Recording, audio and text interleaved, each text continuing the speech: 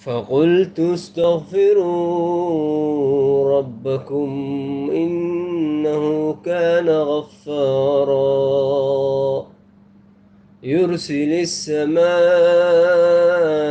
عليكم مدرارا ويمددكم بأموال وبنين ويجعل لكم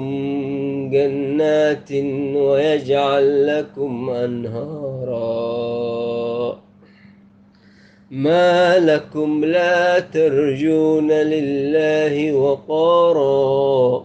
وقد خلقكم أطوارا ألم تروا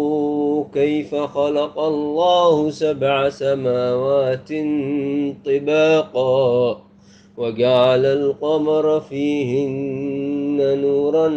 وجعل الشمس سراجا